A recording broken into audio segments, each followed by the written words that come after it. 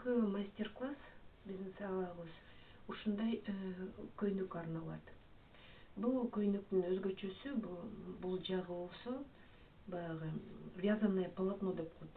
Мен өзүм кызыл көйнөгүм бар болчу, мындай кие албай койгом да, эмнегедир баягы фасону жакпай эле, бери жакпайт, тери жакпайт болуп эле, анан мен анын этегин кестим. Этегин мынакей кесип салдым. Кесип туруп, анан бул жагын болсо жүндөн чермейин илеп, жасап, чермейин анан баягы сүрөтүн салып, бул жагында моундай сүрөтү бар. Мынакей. Моундай сүрөтүн салып, жумшак кезинде буну бир сыра жумшак кылып туруп, өзүнчө чермейин өзүнчө раскладканын эмесине бир сыра эле увалка кылып туруп, анан муну кургаткандан кийин үстүнө моундай сүрөт салдым. Сүрөт салгандан кийин ал бурпоң болуп турат. Тим эле жумшак болуп, баягы кара жүн менен ак жүндүн баягы кошулган мезгили эле да. Андан кийин ошол мезгилде, ошо жумшак кезинде мен бул токулган көйнөктүн этегин алып, анан берги ийне менен фальцевать этип салдым. Ийне менен кошуп салдым. Бул токулган полотно менен бул жанагы черми жумшак кезинде экөөнүн ортосуна мен жүн коштум. Анан могу полотнонун ар жагына дагы бирке себелеп жүн коштум. Анан бияка мочалка коюп, анан кийин мочалка эмес, губка коюп, анан кийин мындай баарын фальцевать этип, могу участканын полный кошулган жерин тим эле аябай фальцевать этип, бүт бул жагын, анан кийин ошондо бул экөөнүн биягын кошуп, сулап, сетка басып, анан ийлеп, аябай ийлеп, сүрөтүн келиштирип, анан кийин кошулган кезинден кийин бул черми ошондон эле бул черми бир аз мындай бошураак болуп, биягына бүт кошуп туруп, анан стиральный машинеме салдым. Мен өзүм стиральный машинеге салып, бирке жуудум, анан айландырдым да, бережный стирка деген программа бар, ошого салдым. Ал менин стиральный машинем. Силердин стиральный машинеңер муну мынтип киргизе салса, биринчи пробниктер жасаш керек. Мен стиральный машинеме мисалы биринчи жолу салган жокмун да, көп эле жолу салдым. Андан кийин бул жагына мынакей брошка жасадым. Брошкасы болсо мындай эме менен тагылат. Брошкасы мындай өзүнчө алынат да. Кааласаңыздар берге тагып коесуздар, кааласаңыздар алып коесуздар. Мынакей, мен жана төшүн айтпады белем. Берине раскладканы мындайынан салганда, жүндү көбүрөөк салганда, биягына төшүн чыгарса болот да. Бул жерде выточка кылбай эле эметип. Анан кара жүн менен ак жүн кошулгандан кийин ак жүн бияка чыгып кетти дагы. Бул мындай боосураак, капкара эмес, башкача өң, аябай кооз өң берди. Биягында болсо кнопка кылдым. 4 кнопка кылдым. Мынакей. Эмелерди болсо топчуларды жөн эле обманка кылып эле тигип койдум.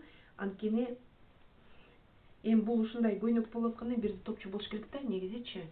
Бул деген денеге аябай по фигуре деп коет го, ошондой болду да. Анан берге брошкасын кааласаңыздар тагасыздар, каалабасаңыздар такпайсыздар. Бирок мен кооз көйнөк болгондон кийин бияка мен брошканы тагып койдум. Өзүңүздөр бул брошканы, бул гүлдү мен өткөндө палантин мастер-класс көргөзгөм. Ошол палантинде бул гүлдүн мастер-классы бар. Ошону карап туруп жаза алсаңыздар болот. Мынакей жекелер, ушундай көйнөк. Мынакей. Ушундай көйнөк. Кооз токуган ушундай полотнолорду кантип жүнгө кошсо болот, мына ушинтип эле. Эмки кадрында кантип сүрөт тартканды, кантип бүт увалка кылганын баардыгын бүт көргөзөбүз. Ошо көрүңүздөр. Аябай кооз, аябай жакшы айымга жарашыктуу сонун көйнөк. Мынакей бул жилет азыр көйнөктүн үстү. Берде проймасы болот, берде мойну, биягында дагы бүт. Биягында мына жери топчулама, полочка. Эми ушул полочканы түп-түз кылып кандай кылабыз? Түз мындай алабыз, пакетте. Мындайынан жабабыз.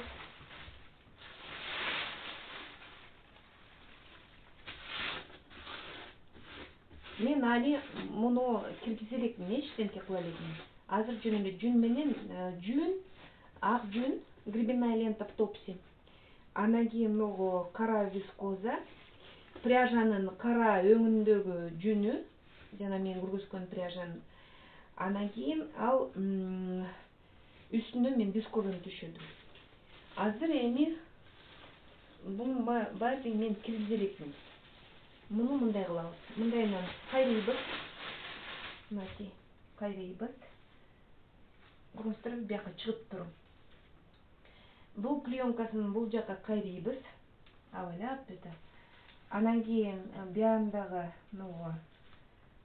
бүт карайып чыгып калган вискоза эмелерин баарын бияка түздөйбүз.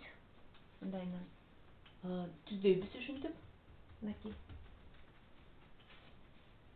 Ушинтип түздөйбүз. Так. Анан могу клеенканы мындайынан коебуз. Мынакей. Могу подборд топчула турган жерде. Кайра муну мындайынан кайрыйбыз. Мындайынан кайрыйбыз. Могу жерде клеенкасы түз да. И могу кыры түз болот. Ошон үчүн мына жактарын оңдоп, баарын оңдоп. Эми болсо ушул түздөгөн жерибизди бирке мындайынан сыйпалап ушинтип койсок, бирке вискоза жүн менен кирип калат. Анан акырын могу клеенканы биягын базабыз, акырын клеенканы акырын чыгарабыз.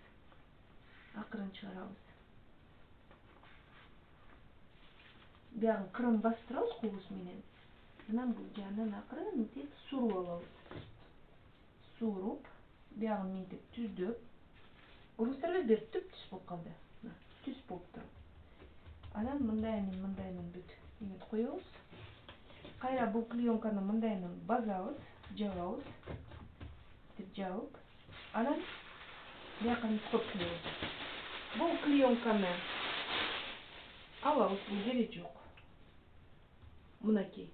Бортиги тегиз болуп калды. Берде мойнун мындайынан кезебиз. Бунун баары деген бүткөндөн кийин, шлифовать этип бүткөндөн кийин, бияктарын, могу жери болсо ийни, плечо берге киргизебиз. Анан бул сүрөттү, могу жерлерине азыр вискоза салам, бир агарып туруп, агарган жерлерине. Бүт вискоза салам, агарып турган жерине. Берге сүрөт салынат. Буну мен азыр үстүн эме менен жабам, сетка менен. Анан акырына увалка кылам. Бир сыра увалка болуп калгандан кийин муну мен сыгып, увалка кылганда бул жагын да увалка кыламын. Бул жагын увалка кылам, кайра оодарып туруп, кайра увалка кылам. Ошондо бул бир сыра кирип калат. Бир сыра киргенден кийин мен муну акырын суусун сыгып туруп, анан кийин кургатам. Кургап, бул жашына калып кургап калат. Кадырсе кагаздай болуп калат да. Борпоң болуп турат. Префельт деп коет. Орусча муну префельт деп коет. Ошо анан кийин мунун астына жана губканы салып турам, могу жерге сүрөт салам. Ушу жерине сүрөт салып, ийне менен сүрөт салам. Сүрөт салып бүткөндөн кийин муну дагы могу жерин ошондо эметем. Анткени бул жагын бул жака эметем да, буну оодарам, сүрөтүн нар жакка каратып туруп, увалка кылгандан кийин. Анан кийин муну жанагы бул жагын бул жака кийгизем. Подборд могусун биринин үстүнө бирин эметем, анткени топчуланат. Түшүнөтсүздөр да, топчу эметилген жер. Анан могу плечигин, ийнелерин ошол жерден анан акырын сүйкөп бирке жүндүмдү аралаштырып, анан жашынакай кылып эми увалка кылганда мына жерде тийбейм, мына жерде тийбеймин. Анын ал биягын увалка кылганда мына жактарын тийбейм. Анткени кирип калса бири-бирине анан кийин жабышпай калат. А калган жагын полный увалка кылып берем. Мына жактардан коркпой эле коюңуздар, берде анан кийин жашынакай кылып кезип алабыз. Бул ушул состояниеде тура берсин.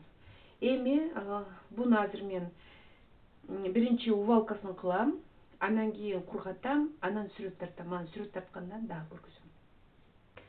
Эми префиль деп коет орусча. Бул мынакей кургады. Көрдүңүздөрбү? Бул кургады, жашынакай иштегенге ылайыктуу кылып койдум. Эми сүрөт салабыз. Азыр мен бул жолу эмелерин кылып койдум, бир сырасын. Могундай сүрөт болот. Ушундай айымдын сүрөтү болот, арт жагында. Ушул айымдын азыр биринчи бетин баштадым, ийне менен мынтип сайып ак жүндөн. Биринчи ак жүндөн бүт сайып, беттерин баарын дайындап алабыз. Бул основа деп коет эми. Ушинтип основасын кылабыз.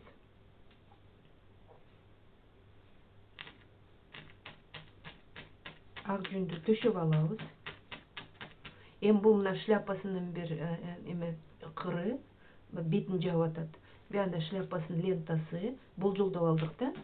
Мен сүрөттү карап турам, мынтип жаныма коюп сүрөттү карап турамын. Pinterest'ten эле жөнөкөй сүрөт алдым.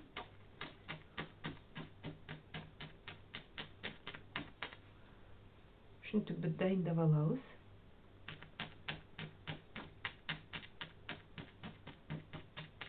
Эң биринчи биз ушунун баарын дайындап алыш керекпиз. Бул жолу мына шляпасы берде болот, бети берде болот. Баягы мойну мындай, анан баягы кийиминин жакалары мындай болот деп белгилеп, границаларын баарын белгилеп алабыз. Анан отуруп алып туруп фальсовать этебиз. Шляпасы кызыл болот, бети ак болот. Биягында немелери баягы кийиминин өзүнүн жакетинин дагы жакалары да бир жери ак болот, бир жери кара болот, бир жери кызыл болот.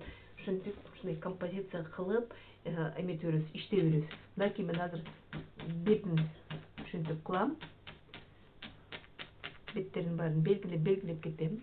Бунун баары деги баягы акварельный деп коет, мындай границасы жок да. Эметип болгондо эле бүткүл эле мындай сүлөкөтүн эле көргөзгөндөй болуп элечи. Композициянын бул сүрөт эмне жөнүндө түшүнүктүү кылыш керекпиз да.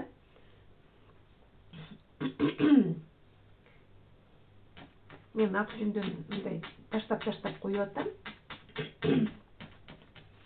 Анткени азыр үстүнө дагы кызыл вискозаларды, бүтемелердин баарын эметем, мынакей. Ушундай кылып туруп границасын кылып коюш керек. Ушундай белгилеп бар деген. Азырынча эч нерсе көрүнбөйт. Түшүнүксүз болуп эметип турат. Анан кийин бул кара кызыл вискоза, анан шляпасы өзүнчө, бети өзүнчө, көзү өзүнчө болуп, көздөрү көрүнбөйт, мурдуларын азыр эметебиз да. Эми мен азыр негизи бетин калыңыраак эле кылыш керекмин, анткени астында сары вискозасы көрүнбөш керек. Бирок эметет, өтө ак болбойт да, ошон үчүн сары вискозаны төшөгөм.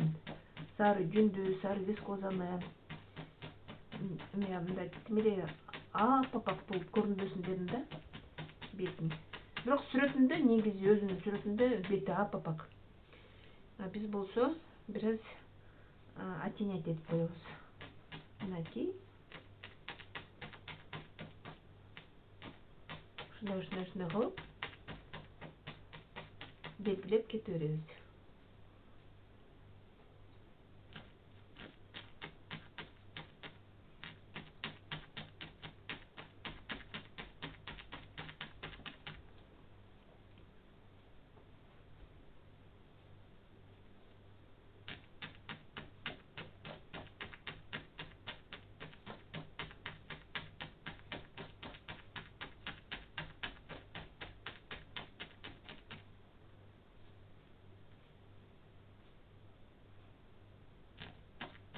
коюраак, калыңыраак кылып салып кетейли.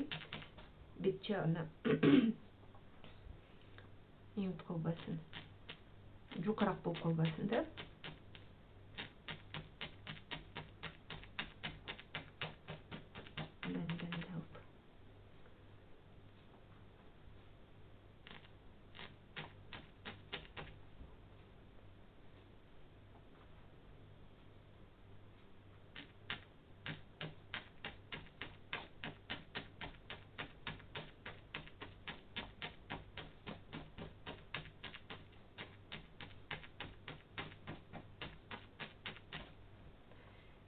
Мынакей ушинтип айымдын азыр бети белгиленип калат. Мындай мен тимеле катуу коюу дагы эме катуу ийне менен сайган жокмун, киргизген жокмун. Муну азыр минт алып койсо деле чыгып кетет да. Жөн эле сайып кетип атам. Анткени биз деген бунун өзүнүн негизи бирки сөлөкөтүн эле тартабыз да, силуэтин тартабыз. Эми ушинтип биз тарта беребиз, акырында тартып, сүрөттүн аягына жетебиз. Мурду, оозу, беттеринин эмелери бүт, биякта баягы жакалары бүт болжолдоп бүт белгилеп, мына эме менен жүн менен ушинтип границаларын баягы белгилеп коебуз да. Азырынча ак жүн менен эметип атам. Анан кийин кайсы жерине кара жүн, кайсы жерине эме жүн болот, кызыл жүн болот, аны дагы эметебиз. Кызыл өңдүү жүн болот, бүт белгилеп эметебиз да. Азырынча ошо шляпасын, бетин, мурдун, оозун, баягы могу жакалары ушинтип белгилеп кете беребиз. Ушундай кылып белгилеп, баардыгын тууралап, азырынча бунун баардыгын жөн эле мындайынан коюп кетесиздер, жүндөрдү. Андан кийин гана мунун баардыгы дагы иштетилет. Мына ушундай кылып бул жакалары,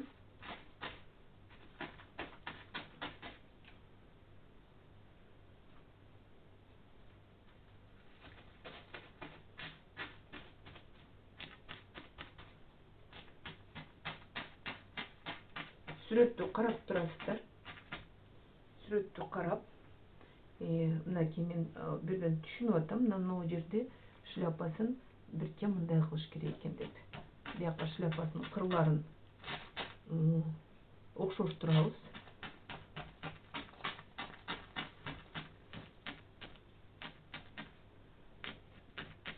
Акварельный болот, шляпанын кырлары көрүнбөйт, жөн эле мындайына кызылы бияка кетет, учтары эле көрүнөт. Основной шляпасын мындайына көргөзөбүз.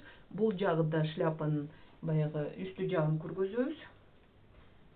Үстү жагын көргөзүп, мен мындайынан көрүңүздөр, мына ушинтип жулуп алса болот.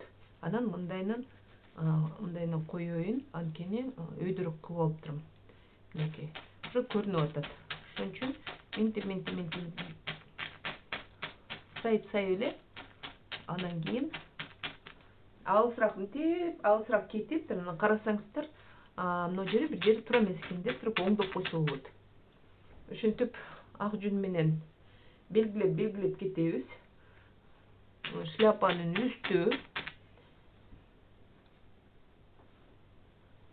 үстүн да ушундай белгилеп кетебиз. Шляпанын үстү кызыл болот. Мен азыр жөн эле ак жүндү таштап атам. Анткени үстүнө кызыл вискозаны да салып кетемин.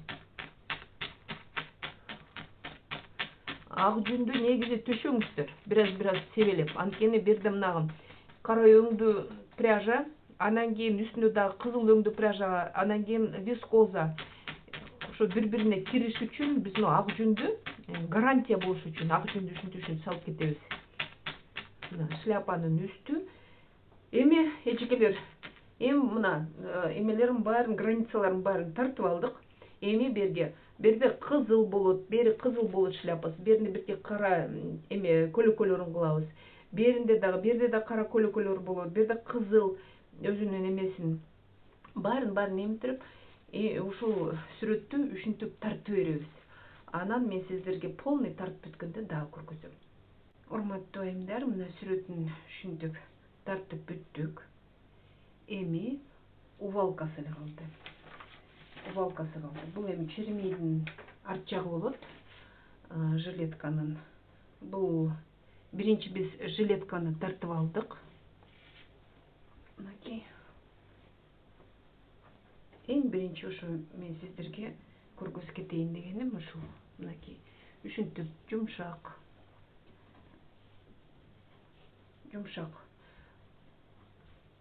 кылып алып, биринчи увалкасын кылып алып, основасын бүт ушундай сүрөттөрдү тартып. Жанагы сары өңдү эмне үчүн мен салдым? Сары өңдү мен могу жактагы беттери бирке саргыч болот.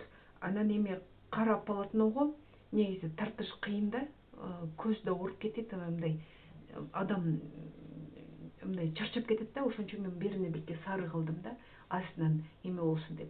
Барибир мына сары эме азыр мына увалка болгондон кийин бир аз бияка беттин өңү башкачараак болот, апапак болбойт. Могул жактары да жашынака болот.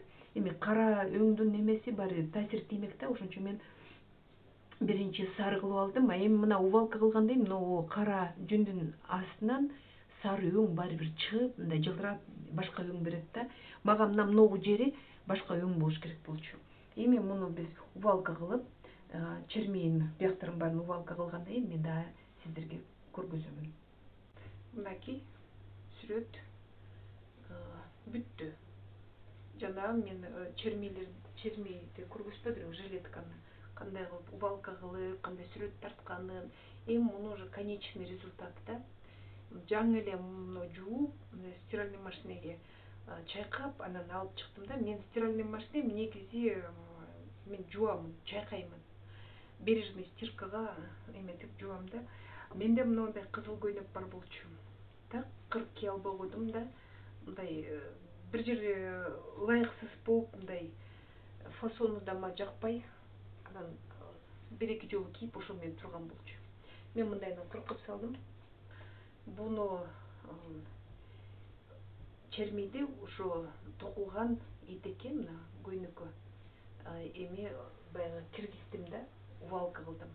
Мен кандай кылдым?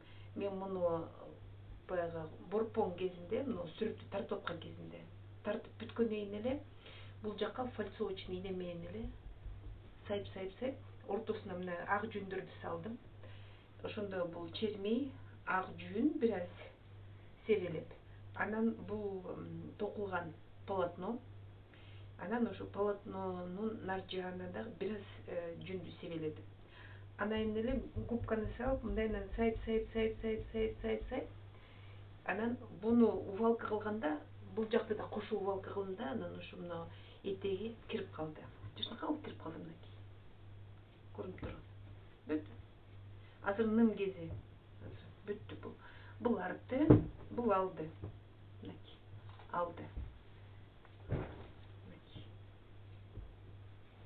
Биягында төшүн чыгара алып деп элек. Азыр мен манекенге көргөзөм кантип кылыш керек экенин.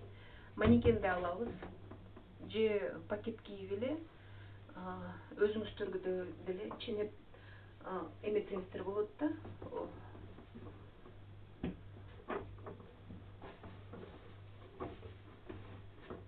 Мынтип кийгизип, азыр ным кезинде кийилиши оор болуп атат да, мына.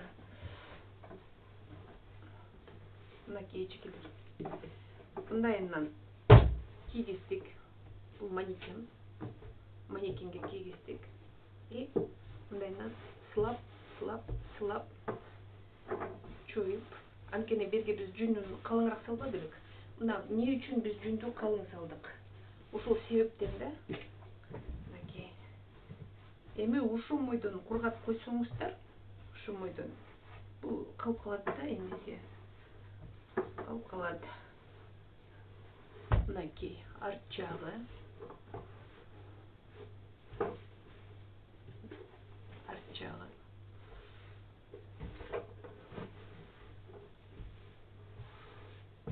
Бүт белдери, баягы эмелери, чермейи бул жака жакшынакай болуп кирип калды.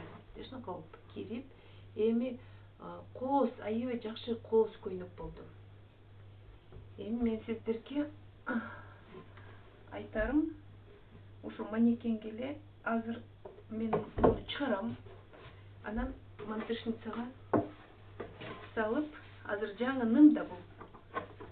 Кайра эле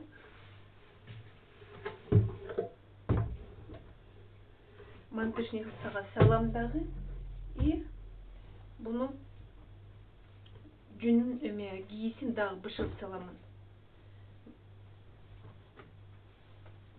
Бышырып, бул жагына топчуларды бүтүрүп, мына төшү чыгып калды, көрдүңүздөрбү, жашнак болуп. Ликал жана ликал кылды эле, дал ошондой болду. Ошо жасаган ликал менен эле эмеси бул мына көйнөктүн үстү болуп калды. Мантышницага салып, бышырып, бүтүрүп кийсин. Но кара пряжаны ак жүн бери чыгып, эмеси дагы мына фактурасы жашнак болуп калды. Муну мен эми бышырамын, мантышницага бышырамын. Бышырып, баягы топчулардын баарын салып, конечный результаты мен сиздерге аны көргөзөмүн. Мынакей абдан кооз көйнөк. Ушинтип токуп алып, анан кийиске ушинтип киргизип койсо болот. Киргизип, жашнак кылып. Эми азыр мен атайлап биягын калың кылдым да, анткени полотно, биякта полотно калың. Бул жагын да калың кылдым. Эми кыш мезгилинде, күз мезгилинде водолазка менен, рубашка менен кийсе болот да. Мынакей жекелер көйнөк дайын болду.